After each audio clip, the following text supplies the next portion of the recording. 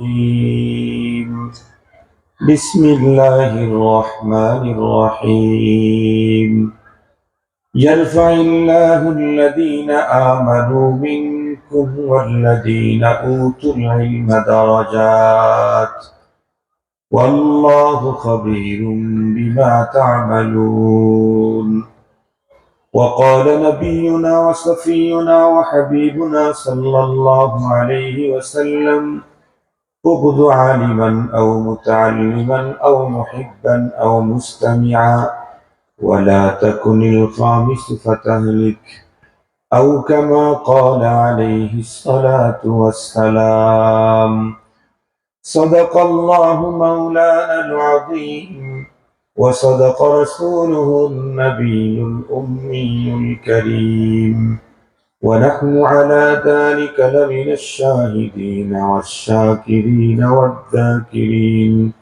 والحمد لله رب العالمين اللهم صل على سيدنا مولانا محمد وعلى آله وأصحابه وبارك وسلم اللهم صل على محمد النبي الأمي وعلى آله وسلم تسليما يا رب صل وسلم دائما أبدا على حبيبك خير الخلق كلهم আজ 15 নভেম্বর 2024 ইংরেজি জুমাবার দিনগত রাত কুষ্টিয়ার ঐতিহ্যবাহী বড় আইলছড়া জামিয়া ইসলামিয়া বালক বালিকা মাদ্রাসা ইন্তেজামে আয়োজিত 2 দিন ব্যাপী কততম চোখে পড়তেছে না 45তম সালানা ওয়াজ মাহফিলের আখেরি দিনের আখেরি মুহূর্ত এ মজলিসের সম্মানিত সভাপতি মুআজ্জাজ হযরত বুজুর্গ উলামায়ে কেরাম বিভিন্ন দ্বীনি মাদারিস থেকে আগত আজিজ তালাবা বিভিন্ন অঞ্চল থেকে সমগত সম্মানিত সুধী সর্বপ্রথম মহান আল্লাহ পাকের দরবারে আলিশান লাখো কোটি শুকর যে রব্বে করিম আমাকে কয়েক বছর পরে আবারও বড় আইলছড়া মাদ্রাসার সালানা সম্মেলনে অনেক দূর থেকে হলেও দেরিতে হলেও উপস্থিতির সুযোগ করে দিয়েছেন। এই জন্য দিল থেকে মহান সত্তার শুকরিয়া আদায় করছি, আলহামদুলিল্লাহ। আমি 2টা থেকে 3:15 পর্যন্ত বয়ান করেছি চট্টগ্রাম জমিয়তুল ফালাহ মাঠে। আজকে জুমার পরে 2টা থেকে 3:15, এরপরে ওখান থেকে বের হয়েছি। আলহামদুলিল্লাহ, আপনাদের এখানে আমার এমনি দিলের চাওয়া ছিল আল্লাহ পাকের কাছে যে আল্লাহ আমাকে 10:30টায় পৌঁছায় দিয়ে 10 মিনিট একটু দেরি হয়েছে। আল্লাহ তাআলা 40 বাজে আমরা এখানে পৌঁছে গেছি, আলহামদুলিল্লাহ। গত বছর আমার রোড অ্যাক্সিডেন্ট হয়েছিল, আমার বাম পায়ের 4টা আঙ্গুল কাটা পড়েছে। তখন তো ভেবেছিলাম যে আর কোনোদিন আপনাদের সাথে সাক্ষাৎ হবে না। বিলখুসুস যখন ড্রেসিং চলতেছিল তখন প্রতিদিন সকালে মনে করতাম আজকে আমার জীবনের শেষ সকাল, সন্ধ্যার আগে আমার মৃত্যু হবে। প্রতিদিন সন্ধ্যায় মনে করতাম আজকে আমার জীবনের শেষ সন্ধ্যা দেখা, সকালের আগেই আমার জানাজা হয়ে যেতে পারে। রব্বুল আলামিন পরপারের পুঁজি করার জন্য আমাকে সুযোগ দিয়েছেন। আপনাদের কাছে দোয়া চাই আল্লাহ পাক যেন পরপারের পুরা পুঁজি নিয়ে পরপারে পাড়ি দেওয়ার তৌফিক দান করেন। মুহতারাম হাজরিন, আসতেছিলাম আর ভাবতেছিলাম কোন সাবজেক্টের উপরে কথা বলবো। তো দিলের ভিতরে একটা সাবজেক্টের উপরে কথা বলার চাহিদা তৈরি হয়েছে এবং এটা বর্তমান সময়ের জন্য খুব প্রয়োজনীয় মনে করি। সেটি হলো মাকামে উলামা, উলামায়ে কেরামের মর্যাদা, তাদের সাথে সাধারণ মুসলমানদের সম্পর্কটা কেমন হওয়া চাই, আলেমদের মর্যাদা কোথায়, তারা কি জিনিস, এই বিষয়টা উপস্থাপন করা অত্যন্ত জরুরি। কেন? আমরা তো জানি পৃথিবীর শুরু থেকেই হক হক্কানিয়াতের বিরোধিতা করার মতো মানুষ অ্যাভেলেবেল। আরো যদি আগের দিকে তাকাই তাহলে তো আমরা জানি আদম আলাইহিস সালামকে তৈরি করার হাজার হাজার বছর আগে তৈরি হয়েছে ইবলিস। ঠিক বললাম না? আদম আলাইহিস সালাম সৃষ্টি হওয়ার হাজার হাজার বছর আগে তৈরি হয়েছে ইবলিস। এমনকি আদম আলাইহিস সালাম পৃথিবীতে আসার আগে আসমান থেকে ইবলিস ইবলিস হয়ে জমিনে আসছে। আবার মানুষ পৃথিবীতে আসার আগে মানুষের শত্রু আসছে। সঙ্গত কারণেই শত্রু তো থাকবেই, কিন্তু এতদিন পর্যন্ত দেখলাম আমাদের দেশে ওলামা দিন এবং দিনদারদের শত্রুতা করত, বকাঝকা করত, এদিক সেদিক কথা বলতো রাম বাম নাস্তিক মুরতাদেরা। এখন দেখতেছি রাম বাম তো আছেই, নাস্তিক মুরতাদদের চুলকানি তো আছেই। এখন দেখতেছি কিছু ভালো মানুষ যাদের মুখে দাড়ি আছে, মাথায় টুপি আছে, পাগড়ি আছে, লম্বা জামাও আছে, দিনের কিছু কাজও তারা করে।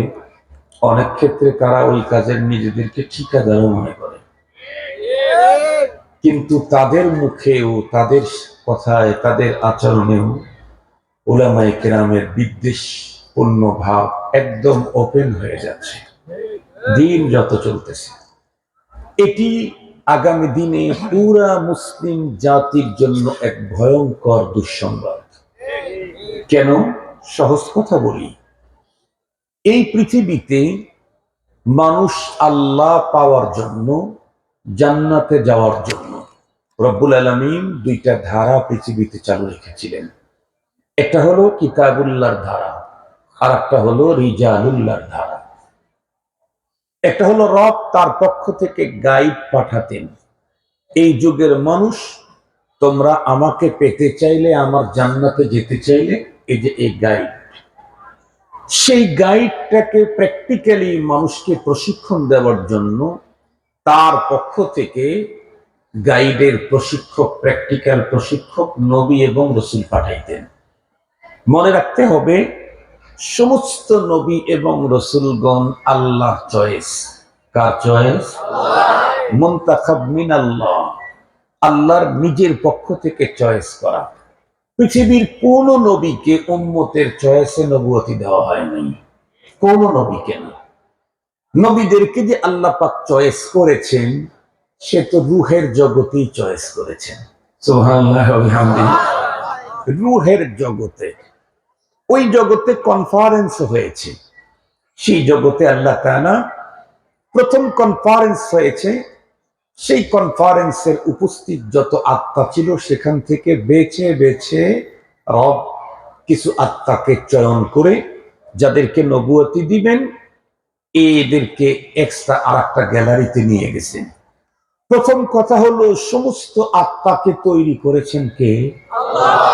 উনি তো জানেন কার কি কন্ডিশন। এরপরে আবার বাছাইও উনি করেছেন। আল্লাহু আকবার। উনি তৈরি করলেন, উনি বাছাই করলেন। সঙ্গত কারণে সমস্ত নবী এবং রাসূলগণ, আহলে সুন্নাত ওয়াল জামাতের আকীদা হলো নবুয়তের আগে এবং পরে মাসুম, বেগুনাহ, তাদের কোনো গুনাহ হয় নাই। বাছাই করছেন আল্লাহ, তারা আবার গুনাহ, তাদের দ্বারা গুনাহ হবে কেমনে? একে তো ওনার ইন্তেখাব। দ্বিতীয় নম্বর, 24 ঘন্টাই ওনার বিশেষ নিগরানিতে নবী এবং রাসূলদেরকে আল্লাহ তাআলা রেখেছেন, যার কারণে নবুয়তের আগেও তাদের গুনাহ হয় নাই, নবুয়তের পরে তো প্রশ্নই আসে না।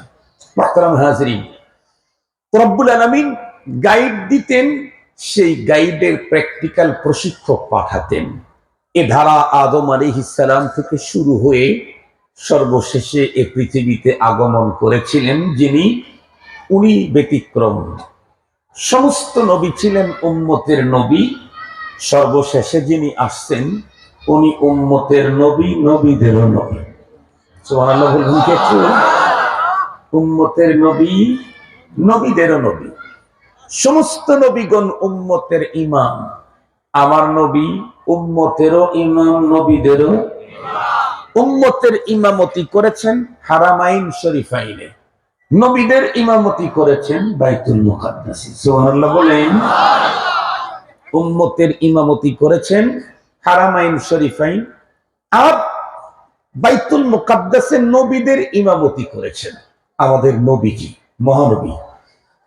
আল্লাহ পাক যেই গাইডগুলি পৃথিবীতে দিচ্ছিলেন, এর সর্বশেষ মহাগ্রন্থ কালামুল্লাহ কোরআনে মাজিদ আল্লাহ আমাদেরকে দিয়েছেন, নাজিল করেছেন আমাদের নবীর উপরে।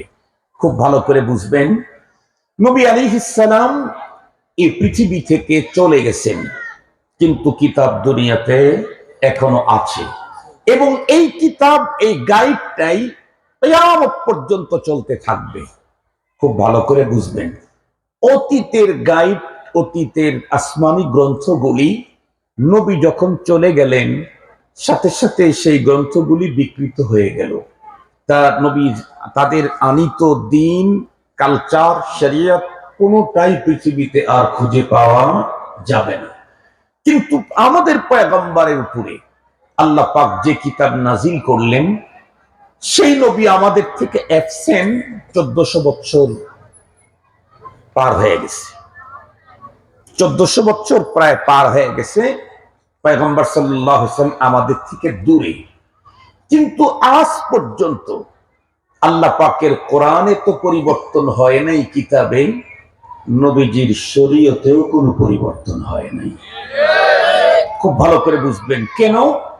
কোরআন তো হেফাজতের দায়িত্ব আল্লাহ পাক নিয়েছেন, ইন্না নাহনু নাযালনা যিকরা ওয়া ইন্না লাহু লাহাফিজুন। আমি এটা নাজিল করেছি, হেফাজত আমি করব। রব হেফাজত করবেন, কিন্তু উনি যে হেফাজত করবেন, হেফাজতের পদ্ধতি আছে।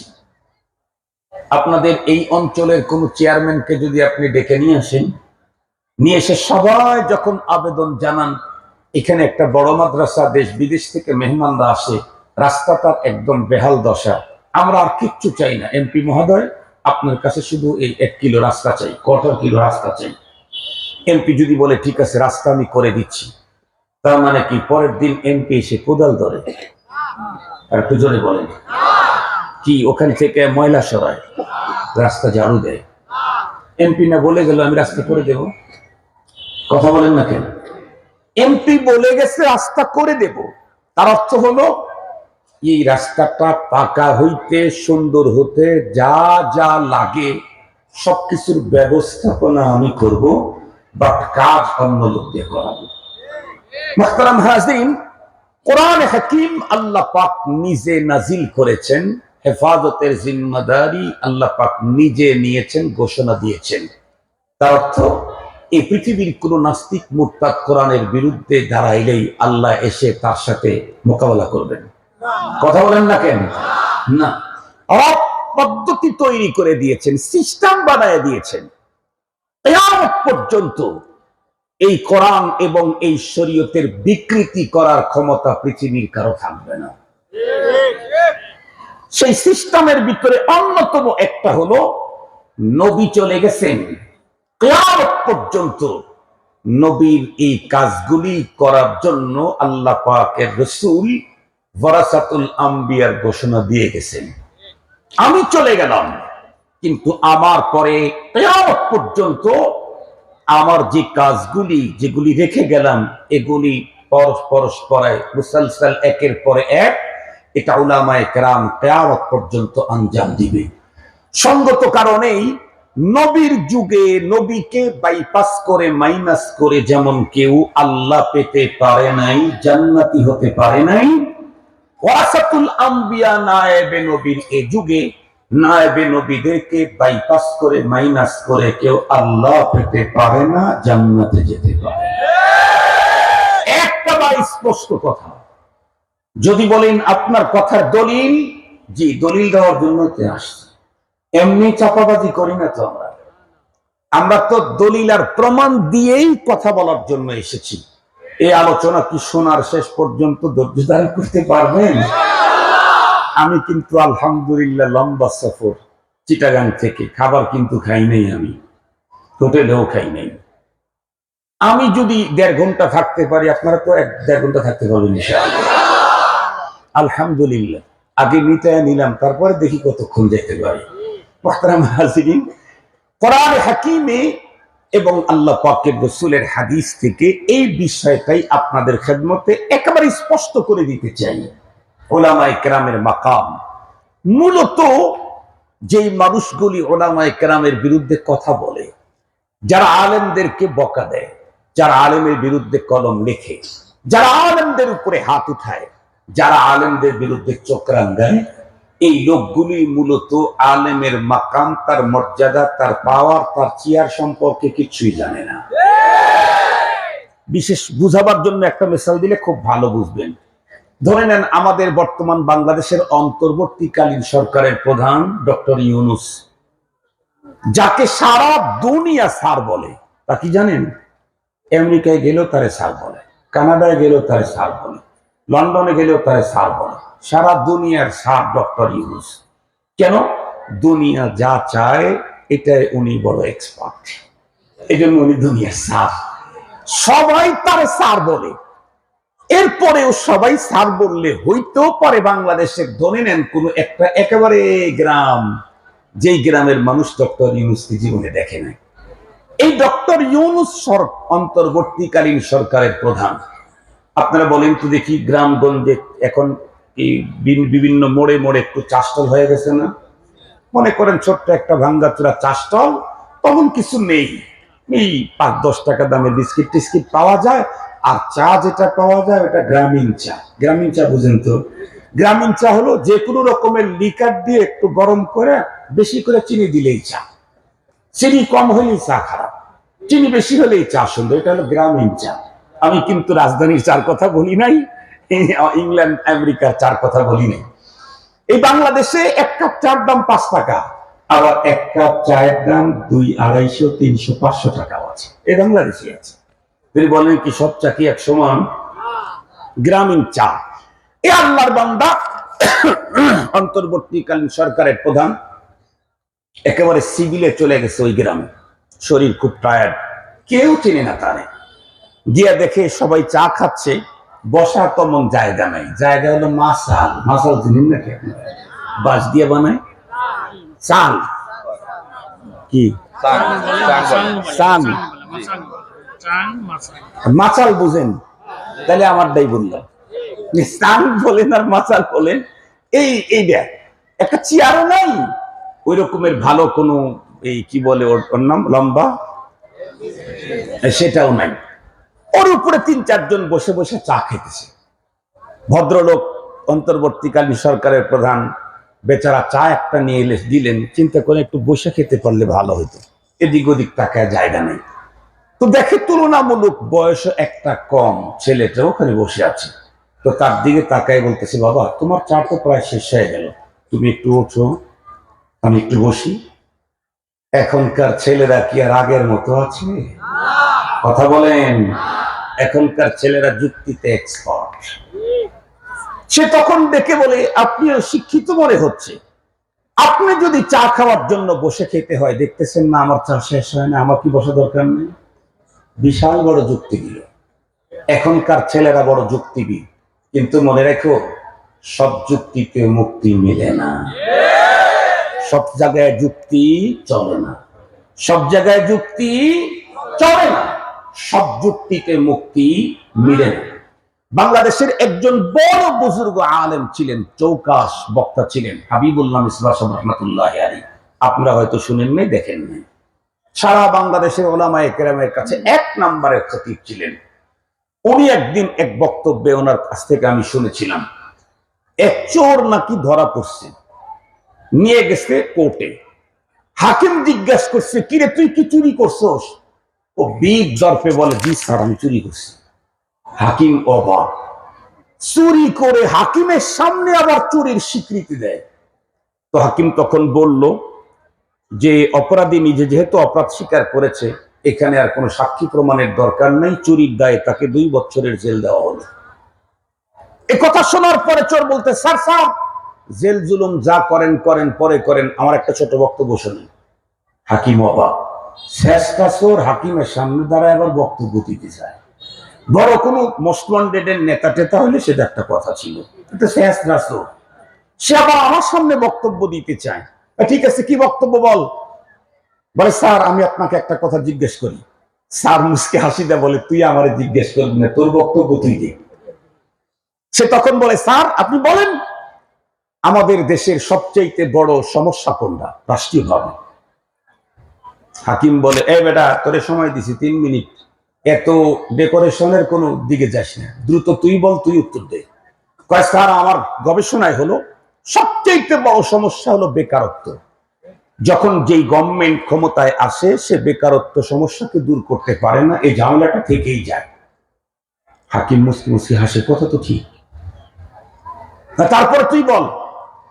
স্যার সবচেয়ে বড় সমস্যা যেটা বেকার, এই সমস্যা দূরীকরণে সবচেয়ে বড় ভূমিকা পালন করি আমরা। সরকারের সবচেয়ে বড় জটিল সমস্যা দূরীকরণে যেই ভূমিকাটা আমরা পালন করি, এ কারণে আমাদেরকে 2 বছরের কারাদণ্ড না পুরস্কৃত করা দরকার। হাকিম বলে, করলি চুরি, আবার বেকার সমস্যা দূর করবি কেমনি? তুই বেকার দেখে তো চুরি করতে গেছস, তুই আবার বেকার সমস্যা দূর করবি কেমনি? সে বলে, স্যার আপনি বুঝেন নাই, আমার মতো চোর যদি এই বাংলাদেশে একটাও না থাকতো, তাহলে কি কোনো ঘরে, কোনো সিন্ধুকে, কোনো বাক্সের ভিতরে, কোনো আলমারিতে তালা লাগানোর দরকার ছিল? সব যদি চোর মুক্ত হতো তাহলে তো কোনো তালার দরকার ছিল না। সারা বাংলাদেশে তালা কোম্পানিতে হাজার হাজার মানুষ কর্ম করে খাচ্ছে, এটা আমি চোরের কারণেই। একটা চোরও যদি দুনিয়াতে না থাকতো, এ দেশে না থাকতো, তাহলে তো তালা লাগানোর দরকার ছিল না। আমার বড় ভাই হলো বড় চোর, ও যদি না থাকতো তাহলে রাত্রে বেলায় চৌকিদারের ডিউটি করা লাগতো না। ওর চাইতে বড় ভাই হলো আমার বড় ভাই ডাকাত, ও যদি না থাকতো তাহলে কোনো পুলিশের দরকার ছিল না। ওর চাইতে বড় ভাই হলো মোস্ট ওয়ান্টেডের নেতা, যারা পুলিশকে দেখে ভয় পায় না। এরা যদি না থাকতো তাহলে নতুন করে র‍্যাব বাহিনী তৈরি করার প্রয়োজন ছিল না। তাহলে একেবারে সেনাবাহিনী থেকে শুরু করে, বিজিবি থেকে শুরু করে সবগুলাই তো এই জাতীয় দুষ্কৃতিকারীদের কারণে, আমাদের মতো দুষ্কৃতিকারীদের কারণে। কেউ টাকা চুরি করতে চায়, কেউ দেশ চুরি করতে চায়, কেউ পাবলিকের টাকা চুরি করে, কেউ রাষ্ট্রের টাকা চুরি করে। কথা বলেন না কেন? কথা বলেন না? কেউ পাবলিকের টাকা চুরি করে, কথা বলেন, কেউ রাষ্ট্রের টাকা চুরি করে। তো সবাই তো চোর। চোরের গোষ্ঠী যদি না থাকতো তাহলে বিজিবি থেকে শুরু করে, বিজিবি কেন? রাষ্ট্র চোর যাতে চুরি করতে না পারে এটা ঠেকাবার জন্য। তো সবগুলি বাহিনীতে লক্ষ লক্ষ মানুষের কর্মসংস্থান হয়েছে আমাদের কারণে। সুতরাং আমাদেরকে পুরস্কার দেওয়া হোক। কথা বলুন, চোরের যুক্তি কিন্তু 100 চোরের যুক্তি, কিন্তু মুক্তি মিলবে কি? হাকিম তখন লিখে দিল, চুরির দায়ে 2 বছর। এত বড় বুদ্ধিজীবী হওয়ার পরেও কেন চুরি করলো? এই জন্য আরো 8 বছর দিয়ে তিলকা আশারাতুন কামিলা। আপনারা তো তিলকা আশারাতুন কামিলা বুঝেন না, ওই যে বুঝতে হলো ওলামায়ে কেরাম, ছাত্ররা বুঝেছে। তুই চুরি করছিস দেখে 2 বছরের সাজা, আর এত বড় বুদ্ধিমান হওয়ার পরে কেন চুরি করলি? এই জন্য আরো 8 বছরের দিয়ে 10 বছর ফুলফিল করে দিলাম। মানে 2 বছর রাষ্ট্র ক্ষমতার মেয়াদ, বাংলাদেশে 2 বারে রাষ্ট্র ক্ষমতার মেয়াদ, 5 বছর করে না তোরে দিয়ে দিলাম। যুবকদেরকে বলতে চাই, যুবক মনে রেখো, সব জায়গায় যুক্তি দেখাইতে নাই, সব জায়গায় যুক্তি দেওয়া যায় না, এবং যুক্তিতে মুক্তিও মেলে না। বর্তমান সমাজের অশান্তির একটা বড় কারণ, ছোটরা বড়কে মানতেছে না। এটা কি মাদ্রাসা, কি মসজিদ, কি খানকা, কি স্কুল, কি কলেজ, কি ইউনিভার্সিটি, ছোটরা বড়দেরকে মানে না। এটি কখনো শান্তির পথ না, মনে রাখতে হবে। আল্লাহ আমাদেরকে বুঝার তৌফিক দান করুন। ওই যে বলতেছিলাম, মনে আছে না প্রধান উপদেষ্টার কথা? বেচারা ডাক দিয়ে বলে, আপনি তো বুদ্ধির গোষ্ঠী নাই। কেন? আপনি যদি চা খাইতে বসার প্রয়োজন হয়, আমিও তো চাই খাইছি, আমি কি বসে আছি? আল্লাহর বান্দা চিন্তা করলো, বাবা যে বর্তমানের যে বুদ্ধিজীবী, আমি এখানে চুপ করে থাকি, আমি সারা দুনিয়ার সার হইলেও এদের কাছে সার না। এই লোকটা বসতে চাইলো, বসতে দিল না। কিছুক্ষণ পরেই খবর পায়া চতুর্দিক থেকে বাহিনী চলে আসছে, সার আসছে, কাউকে না বলে। হায় হায়, একেবারে র্যাব, চিতা, কোবরা, পুলিশ, বিজিবি, আনসার টানসার যা আছে সব চলে আসছে। সবাই জানতে পারছে হুলস্থুল কি, প্রধান উপদেষ্টা আসছেন। পরে গিয়া দেখে যে ওই ভদ্রলোক যিনি চা নিয়ে একটু বসতে চাইছিলেন মাসালের উপরে, উনি প্রধান উপদেষ্টা। বলুন তো দেখি, এখন পরিচিত হওয়ার পরে কি বসতে দিবে ওখানে? এখনো বসতে দিবে না। কি করবে? গ্রামের সবচাইতে দামি চেয়ারটা নিয়ে আসবে, তাও এখানে বসাবে না। গ্রামের ভিতরে সবচাইতে ধনী কোন ব্যক্তি আছে তার বাসায় নিয়ে বসাবে। শুধু তাই না, পিছনে সিরিয়াল দিবে, একটু মোসাফা করা যায় কিনা, একটু আমার বাড়িতে নেওয়া যায় কিনা। কেন? প্রধান উপদেষ্টা যদি আমার ঘরে ঢুকে, তাহলে আমার সন্তানের চাকরির অভাব হবে না, তাহলে আমার রাস্তাঘাট আর কাছে থাকবে না। কিছুক্ষণ পূর্বে যেই লোকটাকে একটু মাচালে বসতেই দিল না, এখন সেই লোকটাকে বাড়িতে নেওয়ার জন্য সিরিয়াল ধরবে, তার জুতা বহন করার জন্য সিরিয়াল ধরবে। কেন? আগে চিনে নাই, এখন চিনেছে। আমার দেশের যেই লোকগুলি ওলামায়ে কেরামের বিরুদ্ধে কথা বলে, ওলামায়ে কেরামের সাথে খারাপ আচরণ করে, ওরা ওলামায়ে কেরামের মর্যাদাই বুঝে না, ওরা চিনে না ওলামায়ে কেরাম কারা। যদি সত্যি চিনে, তাহলে আলেমের জুতা সোজা করার জন্য সিরিয়াল দিবে, সিরিয়াল। মুহতারাম হাজিরিন, আপনারা দেখেছেন, এই তো 2-3 সপ্তাহ আগেই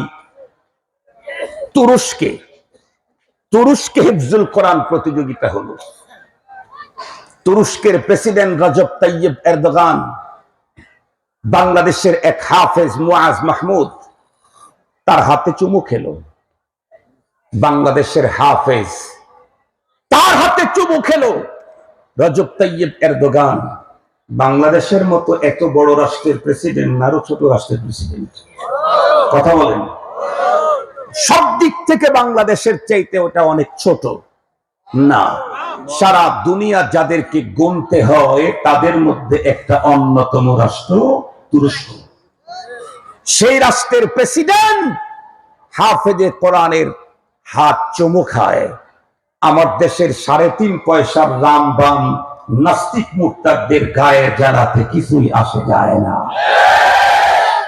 মুহতারাম হাজরিন, তো আমি আপনাদের খেদমতে উলামায়ে কেরামের মাকাম সম্পর্কে কিঞ্চিত কথা বলবো।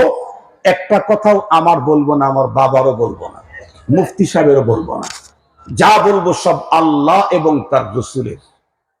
তার আগে একটা কথা বলি, রসুলের যত কথা সবগুলি আল্লাহর কথা। নবীজি যা বলেছেন সব কার কথা?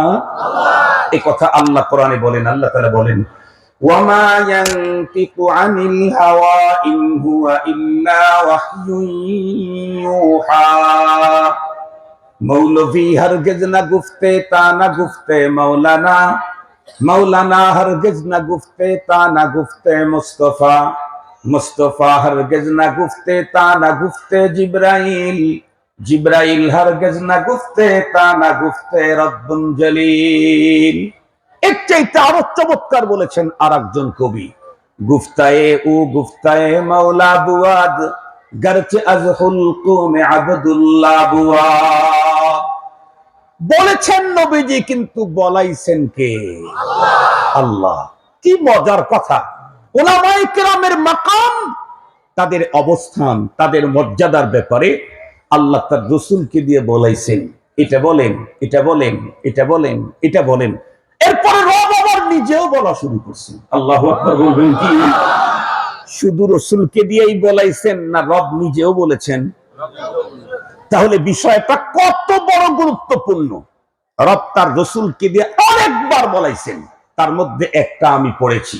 আল্লাহ পাকের রাসূল বলেন, উগদু আলিমান আও মুতাআল্লিমান আও মুহিব্বা আও মুস্তামিআ ওয়ালা তাকুনিল খামিসু ফাতাহলিক। আল্লাহ পাক তার রাসূলকে দিয়ে প্রথমে বলাইলেন কি? আমি এটা প্রথম বলতেছি আপনাদের খেদমতে। নবীজি বলেন, তোমরা 4 শ্রেণীর যে কোনো এক কাতারে থাকো, এর বাইরে যদি যাও তাহলে কিন্তু হালাক হয়ে যাইবা। বললেন নবীজি, বলাইলেন যেন কে?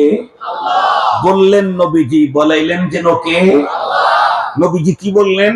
এই আমার উম্মত, চার গ্রুপের কোন এক গ্রুপে তুমি শামিল থাকো, এর বাইরে যদি যাও হালাক হয়ে যাইবা। খুব ভালো করে শুনবেন। তার ভিতরে এক নাম্বার হলো উগদু আলিমান, তুমি নিজে আলিম হয়ে যাও। তুমি আলিম হও। কেন আলিম হলে কি হবে?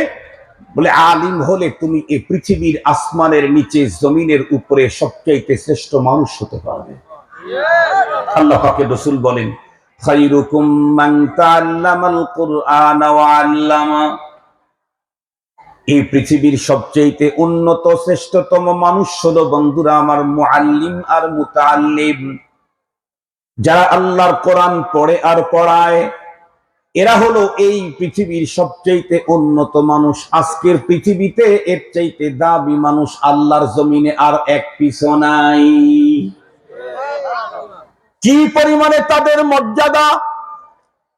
এ প্রসঙ্গে স্বয়ং রব্বুল আলামিন সূরাতুল মুজাদালার 11 নম্বর আয়াতের শেষের অংশটুকু আমি পড়েছি। আল্লাহ বলেন, ইয়ারফাইল্লাহুল্লাযীনা আমানু মিনকুম ওয়াল্লাযীনা উতুল ইলমা দারাজাত। এই পৃথিবীর মানুষ ভালো করে বুঝেন, আল্লাহ পাক বলেন এই পৃথিবীতে কোটি কোটি কোটি কোটি মানুষ আল্লাহ পাক তৈরি করেছেন। বর্তমান পৃথিবীতেও মানুষের সংখ্যা 800 কোটি। আল্লাহ পাক বলেন এই কোটি কোটি মানুষের মধ্যে সবচেয়ে মর্যাদায় উত্তীর্ণ হলো একটা গ্রুপ, যারা ঈমানদার। ঈমানদারের মর্যাদা অনেক উপরে। কত উপরে? আল্লাহ পাক নিজেই বলেন ঈমানদারের মর্যাদা কত উপরে। রব্বুল আলামিন বলেন, আল্লাহু ওয়ালিয়্যুল্লাযীনা আমানু ইউখরিজুহুম মিনাদ-দুলুমাতি ইলান-নূর।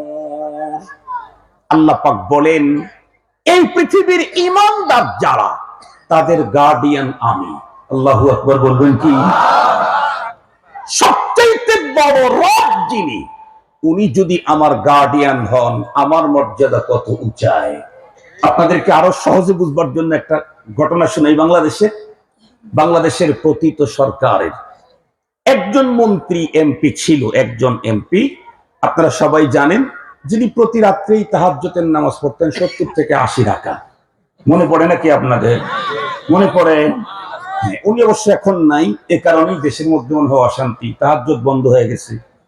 মুহতারাম হাজিরিন, এই 70 থেকে 80 রাকাত তাহাজ্জুদের নামাজ পড়ুয়া এই ভদ্রলোক যেই এলাকায় থাকেন, ওই এলাকাতে তার দলের ওনার চাইতেও পাওয়ার কম না আরেকজন আছে। আমি বলবো না তার নাম, এর নামও বলবো না, তার নাম বলবো না। একটা পর্যায়ে দুইজনের ভিতরে এমন দ্বন্দ্ব লাগলো, অবস্থা একদম ভয়ঙ্কর। আমার দেশের সর্বোচ্চ চেয়ারে অধিষ্ঠিত উনি তখন একটা বক্তব্য দিলেন, কি অমক পরিবারকে আমি দেখব, অমক পরিবারের গার্ডিয়ান আমি। এই বক্তব্য দেওয়ার সাথে সাথেই ওইখানকার ওই দ্বন্দ্বটা স্তীমিত হয়ে গেল, কমে গেল। কেন? একটা রাষ্ট্রের সর্বোচ্চ চেয়ারে প্রতিষ্ঠিত যেই লোক, সেই যদি কোনো একটা ফ্যামিলির গার্ডিয়ানগিরি করার ঘোষণা দেয়, তাহলে তার বিরুদ্ধে আঙ্গুল উঠাইলে আঙ্গুল থাকবে না, হাত উঠাইলে হাত থাকবে না, চোখ উঠাইলে চোখ উপড়ে ফেলা হবে। কেউ যদি তার বিরুদ্ধে অ্যাকশন নিতে যায়, তাহলে তার অস্তিত্ব বিলীন হবে। একটা দেশের সর্বোচ্চ চেয়ারে যিনি, উনি যদি কোনো কাউকে যদি নিজের গার্ডিয়ানগিরি হওয়ার যদি ঘোষণা দেন, তাতেই যদি সবাই তাকে দেখে ভয় পায়, এই পৃথিবীর ঈমানদারদের গার্ডিয়ান হওয়ার ঘোষণা কে দিলেন? একটু জোরে বলেন, কে দিলেন? সঙ্গত কারণেই আমি যদি মুমিন হতে পারি, তাহলে আমার দিকে পৃথিবীর যত বড় পাওয়ারই হোক না কেন, চোখ পেলে তাকালে তার চোখ উপড়ে ফেলা হবে, হাত অগ্রসর করলে হাত ভেঙে চুরমার করে দেওয়া হবে। এর জন্য 1400 বছর পূর্বের ইতিহাস খতিয়ে দেখার দরকার নাই। মাত্র 3 বছর, এখন থেকে 3 বছর পূর্বের ইতিহাস এক ঝলক আপনাদেরকে একটু শোনাই। আমরা প্রত্যেকেই জানি বর্তমান পৃথিবীর সবচেয়ে বড় সুপার পাওয়ার আমেরিকা। এই আমেরিকা আফগানিস্তানের উপরে তার চোখ পড়লো, সে ভিতরে ভিতরে প্ল্যান তৈরি করলো আফগানিস্তানকে তছনছ করে দিবে, কিন্তু কোন পদ্ধতিতে? এজন্য উপরে একটা ব্যানার লাগাইল।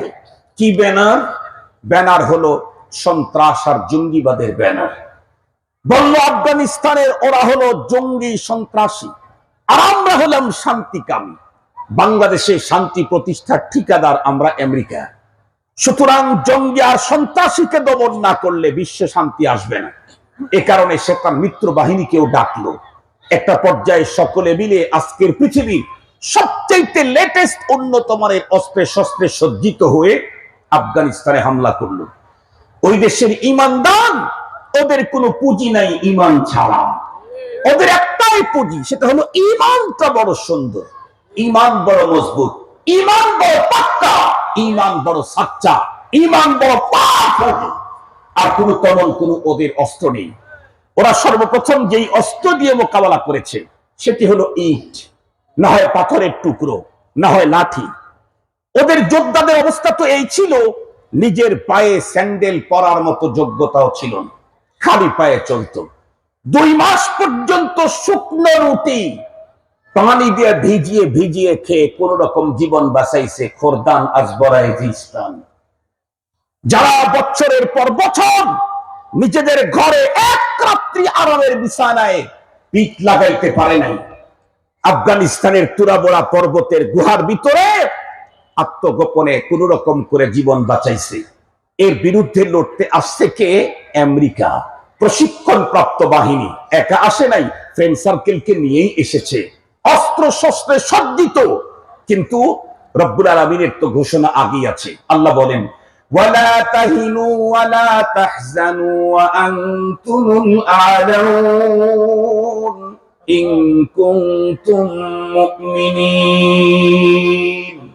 তোমার যদি শুধু একটা কোয়ালিটি উন্নত থাকে, সেটা হলো ঈমান, তাহলে আর তোমার ভয় পাওয়ার কিছু নাই, তোমার পেরেশান হওয়ার কিছু নাই। পৃথিবীতে যতই অত্যাধুনিক অস্ত্র নিয়ে আসুক না কেন, ঈমানি তাকতের সামনে কেউ কোনোদিন টিকে নাই, কিয়ামত পর্যন্ত টিকতে পারে না। শেষ পর্যন্ত যুদ্ধ চলল 20 বছর। 3 বছর আগে কি দেখলাম? হঠাৎ করে সুর পাল্টে গেল আমেরিকার। কিন্তু সুর পাল্টিল কেন? আমেরিকা বলে না আফগানিস্তান জঙ্গি না, সন্ত্রাসী না, তো কি? শান্তিকামী। হঠাৎ করে শান্তিকামী হয়ে গেল। ভিতরে খোঁজ নিয়ে দেখা গেল রসদপত্র যুদ্ধের যা পাঠিয়েছিল তা তো থাকেই না, সৈন্যও থাকে না। কিছুদিন পরে আবার পাঠায়, আবার সংকট, আবার পাঠায়, আবার সংকট, আবার পাঠায়, আবার সংকট। এভাবে চলতে থাকলে তো অবস্থা বেগতিক। এ কারণে মুহূর্তেই সুর চেঞ্জ করলো। এখন ডেকে বলে, তোমরা শান্তিকামী, আমরা শান্তির ঠিকাদার, ঝামেলা নাই, আসো বসো, একটু এক জায়গায় শান্তি চুক্তি কথাবার্তা বলি, সমঝোতায় আসি। ইমানদারেরা চিন্তা করলো 20 বছর পর্যন্ত খাওয়ার পরে পেট ভরে গেছে, এখন যদি যেতেই চায়, দেখি সিস্টেম যদি আমাদেরটা হয়, ওদেরকে ছেড়ে দিলে সমস্যা কি? ওনারা তখন বললেন, যেতে পারবা খালি হাতে, যেতে পারবা খালি হাতে, যা নিয়ে আসতো একটাও রিটার্ন ব্যাক পাইবা না। যদি এতে রাজি না হয়, না হও, তাহলে যেগুলি ব্যাগ দিতে চাইতেছি সেগুলো ব্যাগ পাবে না। তার মানে বুঝছেন তো কি? এখন তো সৈন্যগুলি নিয়ে যেতে পারবা, আর যদি রাজি না হও একটা সৈন্য নিতে পারবা না। আফগানিস্তান তোমাদের কবরস্থান।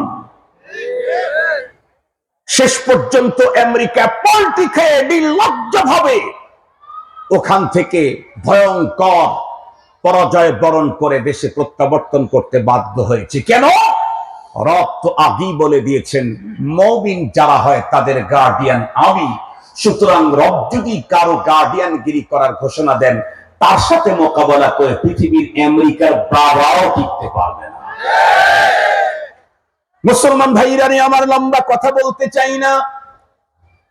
কোরআনে হাকিমের যেই অংশটুকু সূরাতুল মুজাদালার 11 নম্বর আয়াত থেকে তেলাওয়াত করেছি, এখানে আল্লাহ পাক বলেন, সকল মানুষের মধ্যে ঈমানদারের মর্যাদা অনেক উঁচু, কি পরিমাণের মর্যাদা। আল্লাহ পাক বলেন, আল্লাহু ওয়ালিয়ুল্লাযীনা আমানু ইউখরিজুহুম মিনাদ-দুলুমাতি ইলান-নূর। আরো কত মর্যাদার কথা কোরআনে হাকিমে আল্লাহ পাক বর্ণনা করেন। তবে এই আয়াতের শেষের দিকেই পরক্ষণে আল্লাহ পাক বলেন, ওয়াল্লাযীনা উতুল ইলমা দারাজাত। ঈমানদার তোমাদের কিন্তু চিরজীবন মনে রাখতে হবে, তোমাদের ভিতরে যারা হবে উলামায়ে কেরাম, যাদেরকে আল্লাহ পাক রব্বুল আলামিন ইলম দান করেছেন, তারা আমার নিকটে ভিআইপি। তোমাদের সকলের মর্যাদাই আমার কাছে অনেক উঁচু, তবে তোমাদের ভিতরে আমি রবের কাছে ভিআইপি কারা? ভিআইপি হলো উলামায়ে কেরাম। খুব ভালো করে বোঝার জন্য চেষ্টা করবেন। একজন মানুষ, বন্ধুরা আমার, খুব ভালো করে বুঝবেন। কয়েকদিন আগেও বাংলাদেশের পেপার পত্রিকাতে দেখলাম কি, অমক নেতাকে সাসপেন্ড করা হয়েছে এতদিনের জন্য, অমককে বহিষ্কার করা হয়েছে দল থেকে। কেন? কারণ সে একজন ওই দলের ভিআইপির বিরুদ্ধে, বন্ধুরা আমার, মোবাইলে স্ট্যাটাস দিয়েছে। দলীয় লোক যদি ওই দলের ভিআইপির বিরুদ্ধে যদি কেউ কলম উঠায় আর যদি মোবাইলে স্ট্যাটাস দেয়, ফেসবুকে যদি কোনো বক্তব্য ছাড়ে, খুব ভালো করে বুঝবেন ওই দলের ভিতরে ছোট্ট ওই কর্মীর কোনো জায়গা হয় না। আল্লাহ যাদেরকে ভিআইপি ঘোষণা করলেন উলামায়ে কেরাম, তাদের বিরুদ্ধে যদি কেউ বক্তব্য দেয়, ইমানের এরিয়াতে তার জায়গা হইতেই পারে না। খুব ভালো করে বুঝবেন। আমার দেশের অনেকেই তো মনে করে এগুলি মোল্লাদের বক্তব্য। আমি নামাজ পড়ি, রোজা রাখি, হজ করি, যাকাত দেই, আমি মুখের ভিতরে দাড়ি রেখেছি, আমার মাথার ভিতরে হুজুরের চাইতে উন্নত পাগড়ি আছে, পরনের ভিতরে লম্বা জামা আছে, আমি তো প্রতি মাসে উমরায় যাই, আমি মাদ্রাসায় সন্তানদেরকে দিয়েছি, আমি মাদ্রাসা নিজে করেছি, মসজিদের মোতাওয়াল্লি আমি, ঈদগাহ মাঠের টোটাল জায়গাটাই আমার দেয়া, এরপরে আমি কবরস্থানের জন্য কয়েক বিঘা জমি দান করে দিলাম। আমি মুমিন না তোকে মুমিন। খুব ভালো করে মনে রাখবেন, খুব ভালো করে মনে রাখবেন। কয়েক বছর আগে এখানে বলেছিলাম, আমরা যে নামাজ আদায় করি, নামাজ আদায় করা একটা ফরজ, কিন্তু এই একটা ফরজ আদায় হওয়ার জন্য আরো 13টা ফরজ আদায় করা লাগে। নামাজের বাহিরে ভিতরে বলেন না, একটু বক্তব্যের পড়াটা পড়েন। নামাজের বাহিরে ভিতরে 13 ফরজ। নামাজের একটা ফরজ আদায় করতে আরো ফরজ লাগে কয়টা? 13 ফরজের কোনো একটা যদি বাদ পড়ে, তাহলে তো নামাজের এক ফরজ হয়েই যায়। আর জোহরের নামাজ মনে করেন ফরজ, একটা ফরজ, এটা আদায় করতে কয়টা ফরজ লাগবে? 13টা ফরজ। শুধু 13 ফরজ দিয়ে নামাজ হয় না, না, ওয়াজিব 14টা লাগে। কথা বলেন, ওয়াজিব 14। ওয়াজিবের কোনো একটা যদি কোনো মানুষ ইচ্ছাকৃত ছেড়ে দেয়, জিন্দেগিতে সৌসেজদা দিয়েও নামাজ হবে না। অনিচ্ছাকৃত যদি ছাড়া পড়ে, তাও আবার সৌসেজদা দেওয়া লাগে, তার মানে জরিমানা দেওয়া লাগে। কথা কি বুঝাইতে পারছি আমাদেরকে? 2টা সেজদা বেশি দে আল্লাহকে। কেন তোর অনিচ্ছায় এই কাজটা হয়ে গেল? তাহলে একটা ফরজ আদায় করতে 27টা কাজ লাগে। 13টা ফরজ, 14টা ওয়াজিব। এই 13 ফরজের একটা হলো কাপড় পাক। কথা বলেন, 13 ফরজের একটা কি? আমি যে কাপড় পরে সালাত আদায় করবো, সেটা কি হতে হবে? এই কাপড়টা পাক হতে চাইলে, ধরেন আমাদের এই দেশে নাপাকি আছে 20 আইটেমের। যেমন মানুষের পেশাক নাপাকি, নাপাক, পায়খানা নাপাক, পুজ নাপাক, ব্লাড নাপাক, শরীর থেকে বের হওয়া অন্য পানিগুলা নাপাক, বিশেষ অঙ্গ থেকে যে 3-4 প্রকারের পানি বের হয় সবগুলা নাপাক, এই ইত্যাদি ইত্যাদি। ধরেন 20 প্রকারের নাপাক আছে। এই কাপড়টা পাক হওয়ার জন্য কয়টা নাপাক থেকে সেফ থাকতে হবে? কথা বলেন, 20টাই। 20টা থেকেই যদি কাপড়টা সেফ থাকে, তাহলে কাপড়টা পাক। কিন্তু নাপাক হওয়ার জন্য কি 20টাই লাগা লাগে? কমপক্ষে 10টা লাগতে হবে। একটা হলেই নাপাক। এই মুসলমান, ভালো করে বুঝবেন, ভালো করে বুঝবেন। নামাজ পড়ি, রোজা রাখি, হজ করি, যাকাত দিই, আউয়াবিন, চাষ, ইসরাক, টুপি, দাড়ি, পাগড়ি, বড় জামা, মসজিদের মুতাওয়াল্লি, সব ঠিক আছে।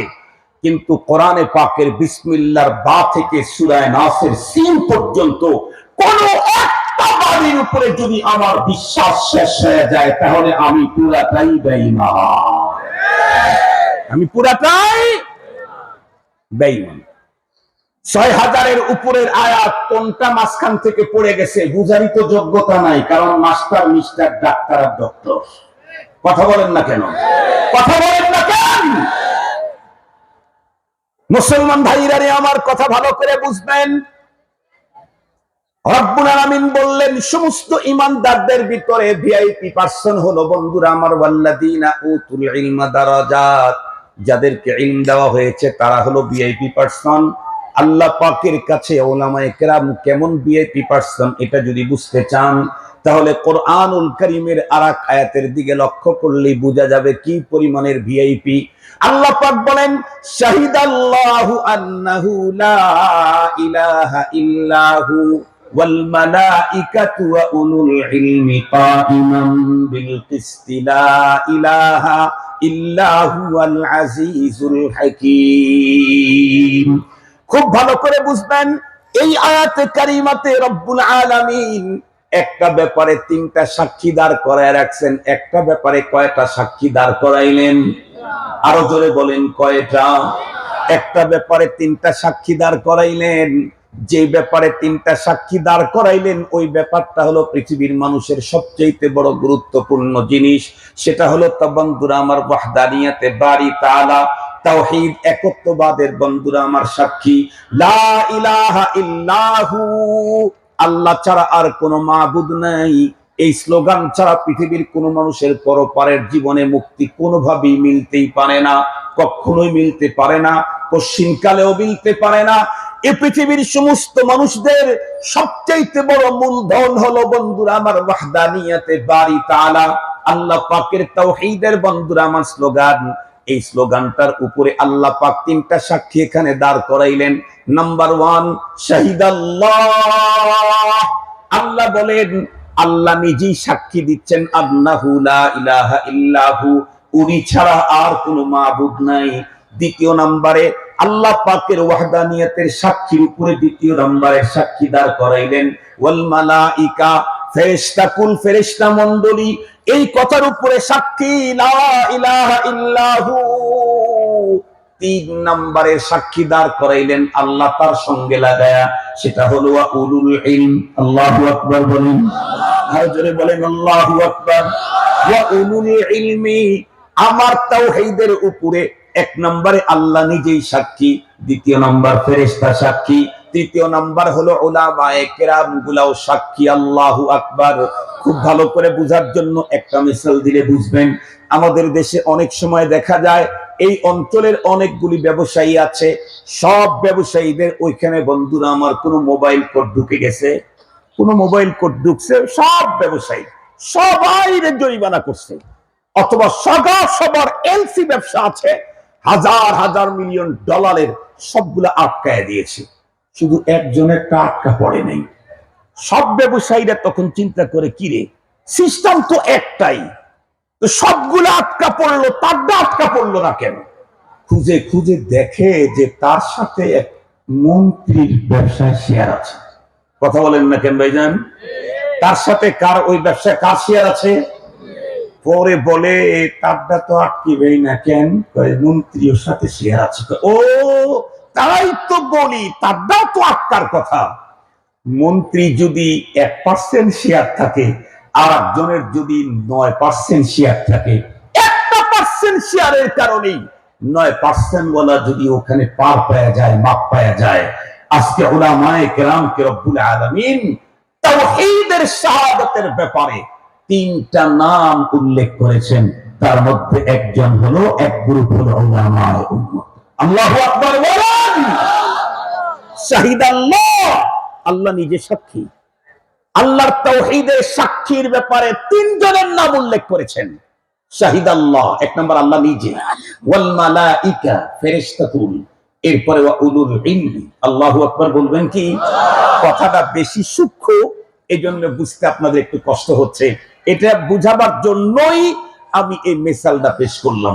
মুহতারাম হাজিরিন, এখান থেকে বোঝা যায় উলামায়ে কেরামের মাকাম, উলামায়ে কেরাম আল্লাহ পাকের কাছে কি পরিমাণে ভিআইপি। পৃথিবীর কত কিছু আছে, কিন্তু তার ওয়াহদানিয়তের সাক্ষীর ব্যাপারে ওনার সাথে ফেরেশতাদের সাথে উলামায়ে কেরামদেরকেই শামিল করেছেন, আর কাউকেই শামিল করেন নাই। 3 নম্বরের কথা, কোরআনে হাকিমের ভিতরে আল্লাহ পাক রব্বুল আলামিন আরেক জায়গায় বলেন, ইন্নামা ইয়াখশাল্লাহা মিন ইবাদিহিল উলামা। এই পৃথিবীতে আমি আল্লাহকে যারা ভয় করে তাদের ভিতরে যত ভয় তো উলামায়ে কেরাম করে। ইমানদারের অন্তরেও আল্লাহর ভয় আছে, কিন্তু আলেমের অন্তরে যেই পরিমাণে ভয়, সেই পরিমাণে ভয় কখনোই অন্যজনের অন্তরে থাকতে পারে না। খুব ভালো করে বুঝবেন আমাদের বিশ্বনবীজি কি বলেছেন, আনা আতকাকুম বিল্লাহি ওয়া আখশাকুম।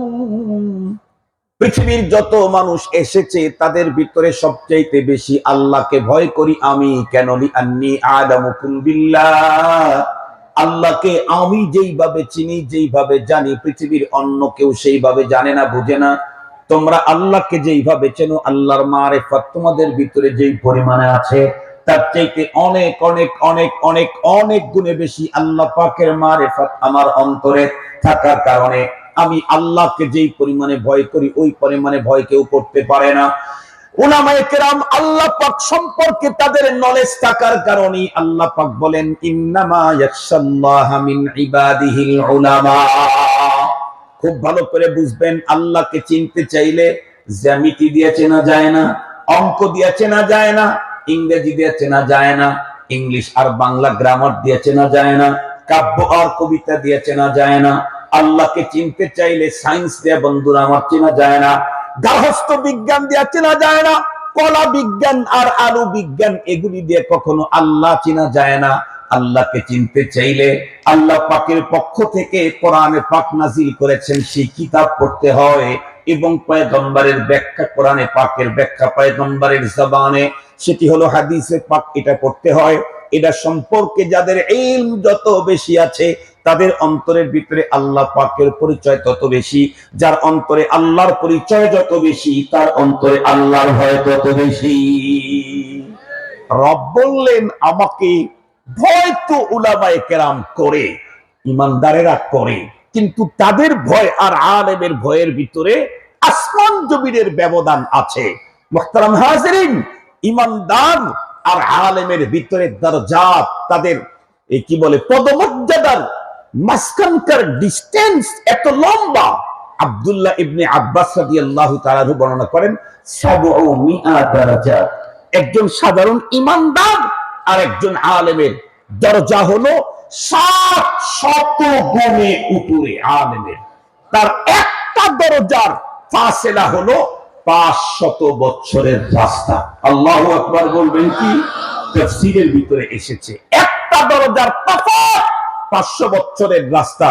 এরকম ৭০০ দরজা একজন ইমানদারের উপরে আলেমের মাকাম। আল্লাহু আকবার বলেন।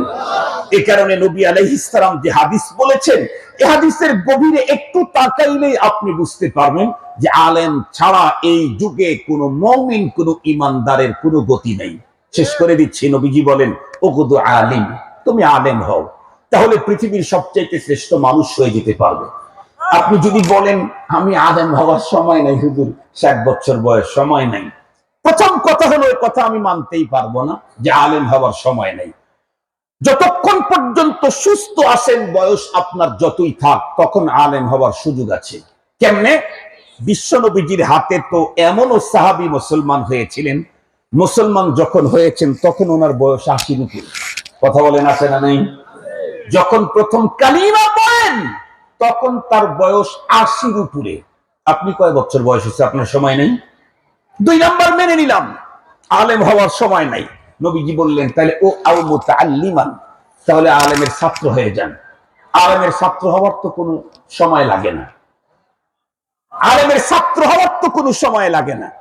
৮০ বছরের লোকটাও যদি পেশাব পায়খানায় জমিনে বসে, মানে বিছানায় পড়ে না থাকে, সে ইচ্ছা করলে কালকেই মাদ্রাসার ছাত্র হতে পারে। জ্বলন্ত প্রমাণ, ঢাকা শহরে ডজন ডজন নৈশ মাদ্রাসা আছে। নৈশ মাদ্রাসা ঢাকা শহরে ডজন ডজন। এক মাদ্রাসার ছাত্রের সংখ্যা আমি শুনেছি ৪০০-এর উপরে, যেখানে সুপ্রিম কোর্ট, হাইকোর্টের বিচারপতি, সাবেক সচিব, সাবেক এমপি, সাবেক মন্ত্রী, এরপরে ডাক্তার ইঞ্জিনিয়ারের তো কোনো ইয়ত্তাই নাই। 400-র উপরে একটা মাদ্রাসার ছাত্র। আপনি কালকে ভর্তি হয়ে যান, মাত্র 1 ঘন্টা সবক পড়েন, তালিবুল ইলম হয়ে যান। এরপরে যদি না পারেন, আপনি পারতেছেন না, তাহলে রাসূল করিম সাল্লাল্লাহু আলাইহি ওয়াসাল্লাম বললেন মুক্তির জন্য তৃতীয় একটা জামাত আছে, কি? মুহিব্বান, উলামায়ে কেরামকে মুহাব্বত করো, উলামায়ে কেরামকে মুহাব্বত করেন।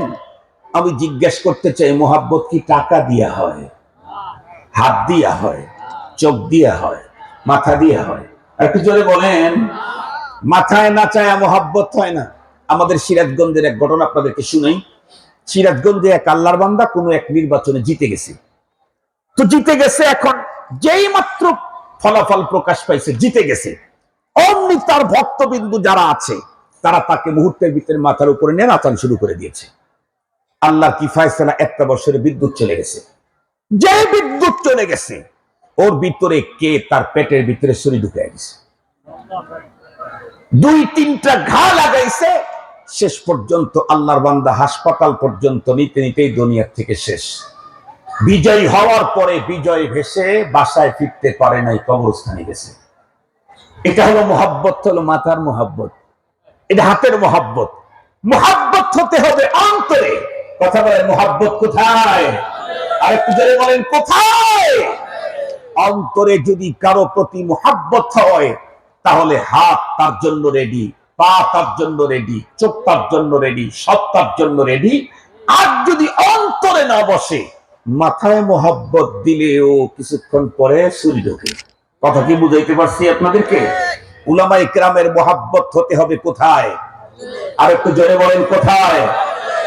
যেই লোক যারে মুহাব্বত করে অন্তরে, সে কখনো তার প্রিয় মানুষটার বিরুদ্ধে লাঠি ধরতে পারে না। যে যারে মুহাব্বত করে তার বিরুদ্ধে কলম লিখতে পারে না। যে যারে মুহাব্বত করে তার বিরুদ্ধে মুখের আওয়াজ বের হতে পারে না। যে যারে মুহাব্বত করে তারকে অপমানজনক আচরণ তার বিরুদ্ধে কখনোই হতে পারে না। নবীজি বললেন, আও মুহিব্বান, শেষ পর্যন্ত বললেন, মুহাব্বত যদি তোমার হয় নাই, তাহলে আর একটা লাস্ট কাতার আছে, সেটা কি? আও মুস্তামিআ, তুমি শ্রবণকারী হও, আলেমের কথা শ্রবণকারী হও। আপনারা এখানে আসছেন, আপনাদের ভিতরে 2টা গুণ আছে। একটা হলো উলামায়ে কেরামের মুহাব্বত আছে, 2 নাম্বার উলামায়ে কেরামের কথা শ্রবণ করতে এসেছেন। আমাদের দেশের ওই জাতীয় ভাইদেরকে আমরা বলতে শুনি, তারা কি বলে তা জানেন? তারা বলে ওয়াজ মাহফিলে যাই না, গর্ব করে। কেন? ওয়াজ মাহফিলে গিয়া লাভটা কি? ওই জাতীয় বন্ধুদেরকে আমি বলতে শুনেছি জীবনে বহুবার, ওয়াজ মাহফিলে যাই না, ওয়াজে যায় লাভটা কি? বলে কি? বলে কি? আল্লাহ কোরআন শরীফের ভিতরে বলছেন, ওয়াদাক্কির ফাইন্নাদ যিকরা তানফাউল মুমিনিন। ওগো রাসূল, কোরআনের কথা মানুষকে শোনান। কেন? যে ঈমানদার, সে কোরআনের কথা শুনলে তার ফায়দা হবেই হবে। ঈমানদারের ফায়দা হবেই হবে। তুমি যদি বলো আমার ফায়দা হয় না, তাহলে বলতে হবে তুমি ঈমানদার না। কারণ আল্লাহর কথা কখনো মিথ্যা হওয়ার সুযোগ নেই। রব বলেছেন, ওয়াদাক্কির ফাইন্নাদ যিকরা তানফাউল মুমিনিন। মুমিন হলে তার তো আলোচনার ফায়দা হবেই হবে। আমি আপনাদেরকে একটা জিনিস শুধু ইঙ্গিত করে শেষ করে দিচ্ছি। বলুন তো দেখি, এই 4 কাতারের কথা যে বললেন, 4 কাতার গভীরভাবে দেখলে কিন্তু মূলত এক জায়গায়। 1 নাম্বার হলো আলিম হও, 2 নাম্বার তালিবুল ইলম হও। তালিবুল ইলম কার কাছ থেকে শিখবে? আর একটু জোরে বলেন।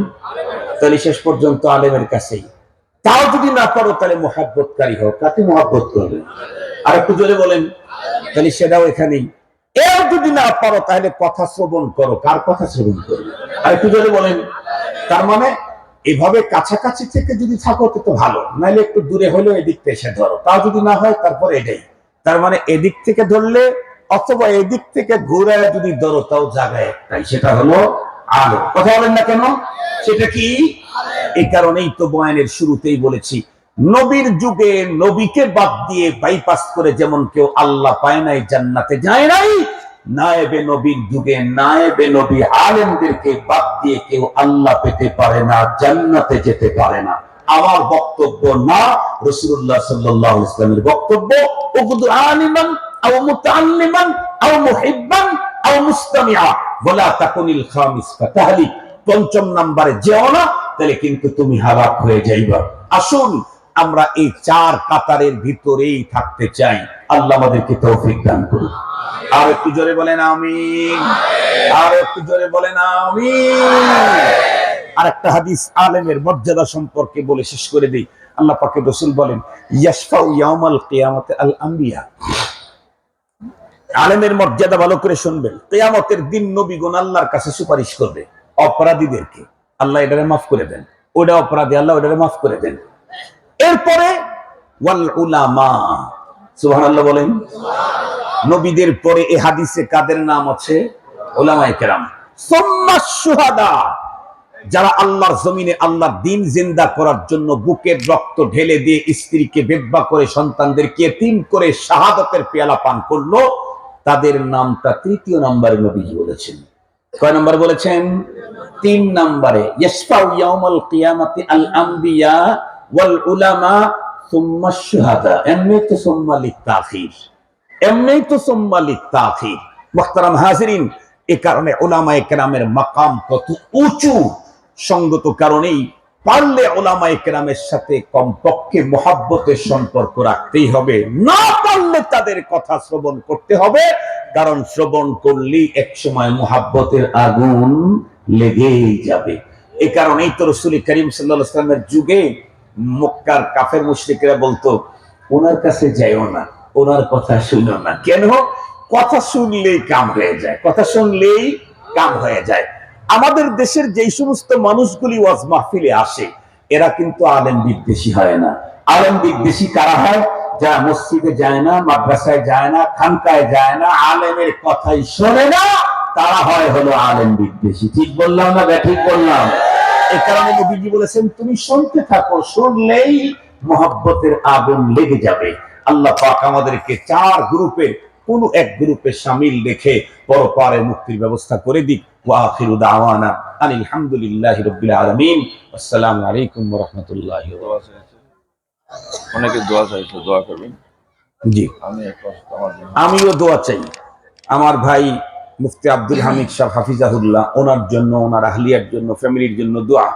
উনি কিন্তু হিজরত করছেন প্রায় বললেই চলে, তাই না? সে কোথায়, ওনার বাড়ি জয়পুরহাট, সেখান থেকে এসে টোটাল লাইফটাই প্রায় আপনাদের কুষ্টিয়াতে। জীবনের কত ঝুঁকি ওনার উপরে গেছে আপনারা তো জানেন। তাকে মারার জন্য কতবার আক্রমণ করছে এদেশের ভণ্ডরা। এরপরেও উনি এখানে দ্বীনের কাজে নিজেকে নিবেদিত প্রাণ হিসাবে এখনো পর্যন্ত এখানে রেখে দিয়েছেন। এজন্য মুফতি সাহেব হুজুরের জন্য দোয়া করবেন। আল্লাহ যেন আমাদের এই মুরব্বির ছায়া আমাদের উপরে দীর্ঘায়িত করেন এবং আব্বা অসুস্থ, সবার জন্য দোয়া চাই। জি, ওটা আপনার দোয়া চাওয়া লাগবে। আমাদের এক মুসল্লি আর একদিন বলতেছে যে, হযরত খতিব সাহেব একটু দোয়া করেন। আমি বললাম, আশ্চর্য কথা, আপনার জন্য আমি মানুষের কাছে দোয়া চাই। বলে খতিব সাহেব আর জীবনে বলবো না, আর জীবনে বলবো না। তো জিন্না ভাইয়ের জন্য তো আমি সারা বাংলাদেশেই দোয়া চাই। আমার কাছে দোয়া চাওয়া লাগবে, আমি তার জন্য মানুষের কাছে দোয়া চাই। সে আমার কাছে দোয়া চাইতে হবে নাকি? আমি আপনাদের সবার জন্য দোয়া করব, আপনারা আমার জন্য দোয়া করবেন। আল্লাহ তাআলা যেন শেষ নিঃশ্বাস পর্যন্ত ইখলাসের সাথে দ্বীনের কাজে লাগায় রাখেন, এটা আপনাদের কাছে খুব দোয়া চাই। অনেকেই এখানে টাকা পয়সা অর্থ সম্পদ দিয়েছেন, দিচ্ছেন, দেওয়ার ওয়াদা দিয়েছেন, তারাও দোয়া চেয়েছেন। অনেক মা বোনেরা এখানে আসতে পারেন নাই, এখানে আসতে পারলে তারা অনেক দোয়ার আবেদন এখানে দিতেন। এজন্যই ওলামায়ে কেরাম যখন দোয়া করে তখন তামাম আলমের মুসলমানদের জন্য দোয়া করে, জিন্দা মুর্দা সবার জন্য দোয়া করে। ঠিক বললাম? এই সবার জন্যই দোয়া হবে। দুরূদ শরীফ পড়ি, আল্লাহুম্মা সাল্লি আলা সাইয়্যিদিনা মাওলানা মুহাম্মদ ওয়া আলা আলিহি ওয়া আসহাবিহি ওয়া বারিক ওয়া সাল্লিম।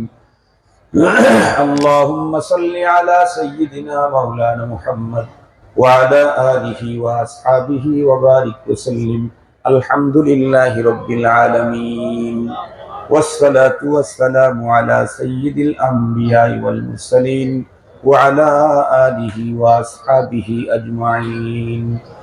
ربنا ظلمنا أنفسنا وإن لم تغفر لنا وترحمنا لنكونن من الخاسرين.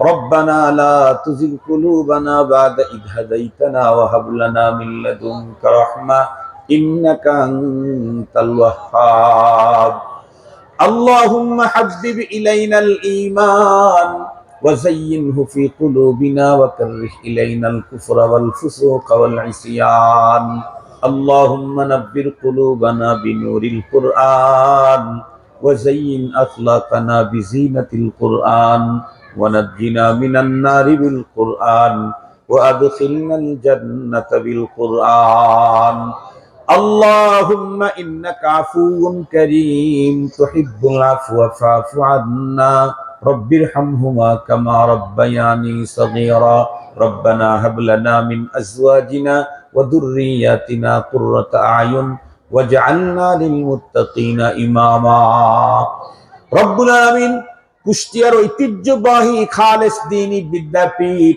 বড় আইলচারা বালক বালিকা মাদ্রাসার ইন্তেজামে আয়োজিত ৪৫তম 2 দিন ব্যাপী সালানা ওয়াজ মাহফিলের আখির দিনের আখির মুহূর্ত হাজার হাজার মুসলমান নারী পুরুষদেরকে নিয়ে গভীর রাত্রে ভিক্ষুকের ন্যায় তোমার আলিশান দরবারে হাত দুখানি উঁচু করেছি আল্লাহ মেহেরবানি করে আমাদের প্রত্যেকের আশা বসা আজকের ইন্তেজাম এবং এই ইদারা কবুল করে নাও রব্বুল আলামিন আমাদের প্রত্যেকের তামাম জীবনের সমুদায় গুনাহগুলি ক্ষমা করে দাও আমাদের আপনজন যারা পৃথিবী ছেড়ে চলে গেছে তাদের প্রত্যেককে চিরস্থায়ী ক্ষমা করে কবর জান্নাতের বাগান বানিয়ে দাও রব্বুল আলামিন আমাদের ছেলে মেয়ে ভাই বেরাদার বন্ধু বান্ধব স্ত্রী পুত্র কন্যা দেশে বিদেশে যারা আছে তাদের প্রত্যেককে সুস্থতার সঙ্গে নেক হায়াত বাড়িয়ে দাও নেক জিন্দেগি নসিব ফরমাও আল্লাহ আজকের দিনই আলোচনার দ্বারা বুঝতে পারলাম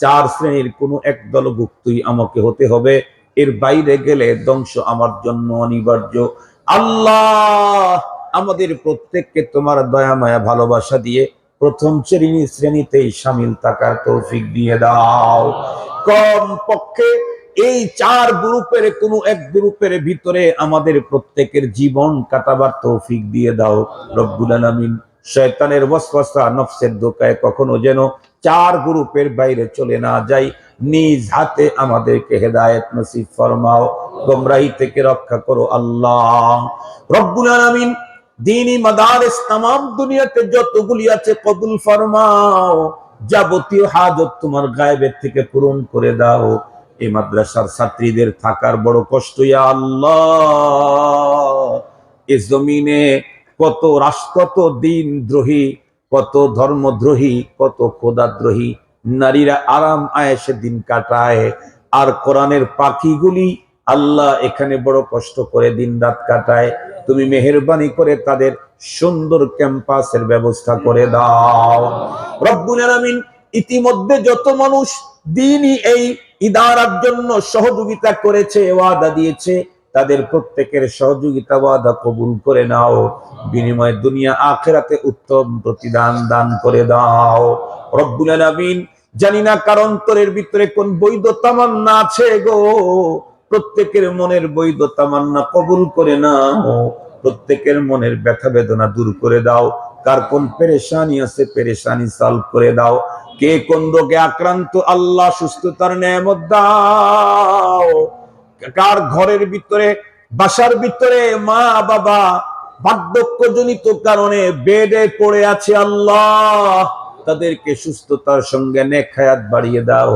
হায়াত যদি না থাকে খাতেমা বিল খায়ের নসিব ফরমাও রব্বুল আলামিন तमाम আলমের মজলুম মুসলমানদেরকে জুলুমের হাত থেকে বাঁচাও বিল খুসুস গাদ্দার মুসলমানদেরকে রক্ষা করো আল্লাহ আর কত কাল পর্যন্ত গাজার জমিন মাসুম মুসলমান শিশুদের রক্তে রঙিন হবে আল্লাহ দৃশ্যগুলি দেখার পরে দম বন্ধ হয়ে যায় তুমি তো আরহামুর রাহিমিন দয়ার সাগর করুণার আধার মেহেরবানি করে तमाम আলমের মজলুম মুসলমানদেরকে আসমানি মদদ ফরমাও ফিলিস্তিনের মুসলমানদেরকে বাঁচাও কাশ্মীরের মুসলমানদেরকে রক্ষা করো আল্লাহ तमाम পৃথিবীর কারাগারে বন্দী মজলুম নারী পুরুষ সকলকে তুমি মুক্তির ব্যবস্থা করে দাও রব্বুল আলামিন তোমার কুদরতে পা জড়ায় ধরে বলি আল্লাহ যত মানুষ আমাদের কাছে দোয়ার আবেদন করেছে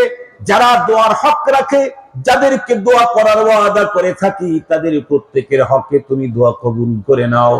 গভীর রাত পর্যন্ত তোমার বান্দা বান্দিরা এখনো জান্নাতি এরিয়া ছাড়লো না, কি দিয়ে ফেরত দেব মালিক? আমার কাছে কিছুই নাই, তোমার কাছে তো কোনো কিছুর অভাব নাই। প্রত্যেকের দিলের দিকে তাকাও, তাদের বৈধ তামান্না কবুল করে নাও। আমাদের প্রত্যেককে তুমি দাওয়াত দিয়া খানায়ে কাবার মেহমান হিসাবে কবুল করে নাও রব্বুল আলামিন। আমরা রাত্রের বেলায় স্বপ্ন যোগে কত কিছুই তো জীবনে দেখলাম, মৃত্যুর আগে একবার হলেও স্বপ্ন যোগে তোমার পেয়ারা হাবিবের নুরানি চেহারাটা আমাদেরকে দেখায়া দাও। वो दिन खुदा करे के मदीना को जाए हम, वो दिन खुदा करे के मदीना को जाए हम, खाके दर रसूल का सुरमा लगाए हम, खाके दर रसूल का सुरमा लगाए हम। सुबहान रब्बिक रब्बिल इज्जति अम्मा यसिफून व सलामुन अलल मुरसलीन वल्हम्दुलिल्लाहि रब्बिल आलमीन बिरहमतिका या अरहमर राहिमीन। अस्सलामु अलैकुम।